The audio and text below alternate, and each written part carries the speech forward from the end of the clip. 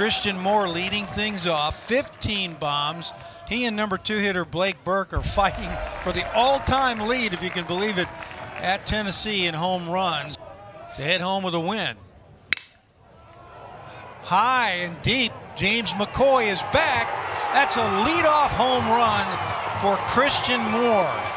And once again, Tennessee takes the early lead.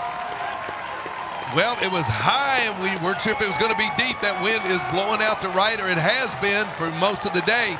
And he gets a fastball up in the zone, and that ball carries well on out of this ballpark. Nyman's trouble in the 2 losses this season so far has been pitches like that when they get up and away from him.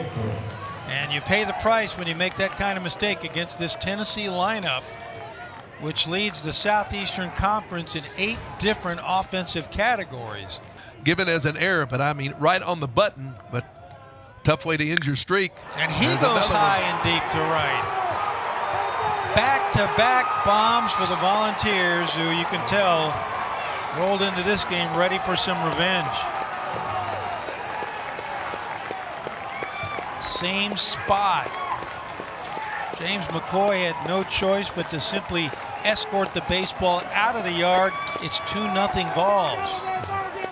So that battle between Moore and Burke, they're just going to keep fighting all year long. It looked like a hanging breaking ball. I mean, right in the zone, and not much doubt about it. He knows it. The fans know it. Burke says, "End my hitting streak, will you? I'm just going to start a new one." So now Billy Amick, the third baseman. Billy 1 for 3 last night and sends one to his counterpart. And Daly throws, or does he? Nope. One of those categories where they lead the SEC. That is second in the NCAA. And there's a hammered shot into the alley. McCarthy giving chase, but they'll have to play it off the wall. They send Amick, and it's a 3-0 game. Revenge is sweet so far. Hyman's loss is coming at Missouri and to Kennesaw State here in Lexington. That's going to get down. Waldschmidt trying to chase it down, and he's got it. But on his way to second is Dreiling with another double. That's 4 extra base hits. He drives in the 4th run of the inning. I got here at about 11:30 this morning. They were already lined up. Into the corner again. That's a 3rd straight extra base hit for the Volunteers. And now there's action in the Kentucky bullpen and a 5-0 lead. Now 1st and 2nd, nobody out. There's that curveball again, but there's Daly. He'll take the easy play at second. And the inning finally over. Cats down 5-0. They've been down worse and come back, but not against a team like this. Ryan Waldschmidt hammers the first pitch he sees into the bullpen, and Kentucky gets a run back. Well, no sense waiting around. I tell you, Dick, you called it I don't know how many times over the last month. Every ball he's hit, fair, foul, indifferent, it's been hammered. He's been putting the barrel on it. What a way to just bounce back after that 5 runs that the Bulls put up. Home run number 8 for Waldschmidt. And last night he said he was sitting on fastball on a 2-0 count. The third baseman had it. And a walk to Grant Smith. Ended at the warning track with an outfielder's back to the wall. Got away from Inslee. Thought about trying to pick off Lopez. Went breaking ball, and Daly delivers an RBI single to center field. It's a 5-2 game, and Kentucky's fighting back.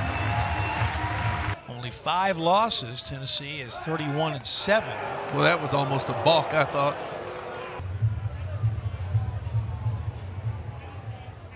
I can see why Burke believed he got him. Pickoff was good. Blake Burke was right. An RBI double scored a run back in that eventful first inning, and he's free swinging deep to left, and he's gone. Wow. 3rd home run of the day for the Volunteers, and they get a run back as Tears goes yard for the 12th time this year.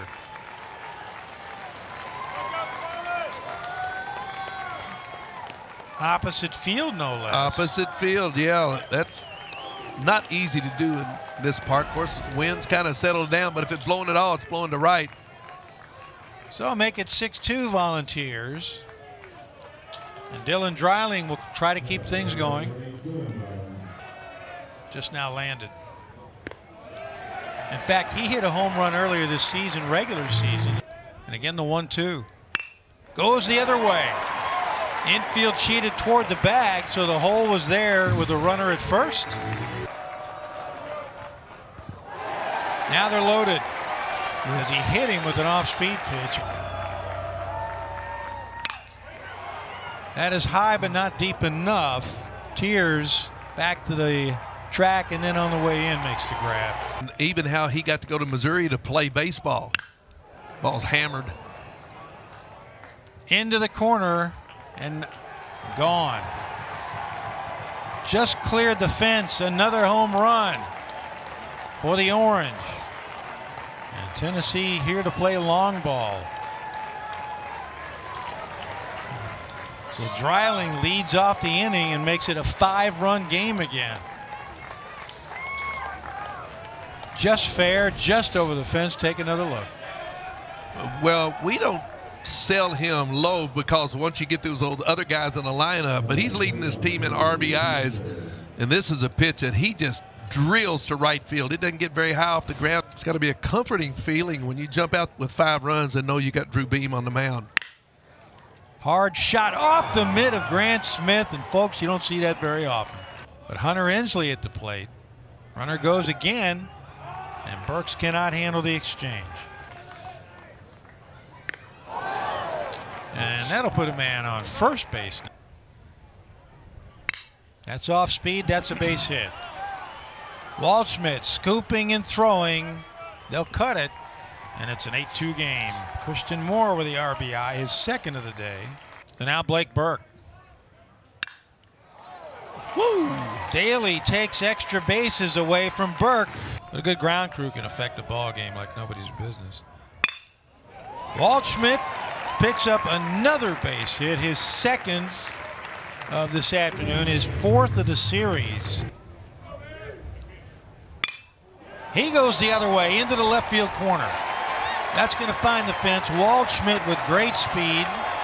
He'll score on the RBI double by Petrie, and it's 8-3 Kentucky.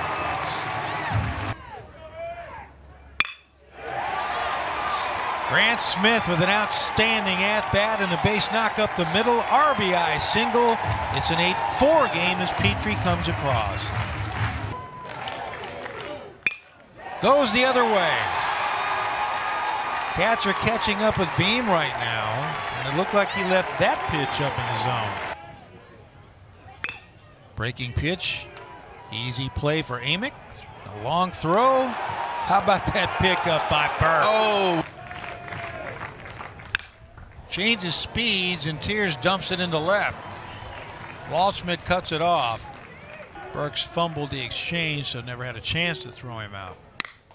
Pretty dumps it into the other field, the opposite field. 360 hitter. And now they're full as Hagenau hits him.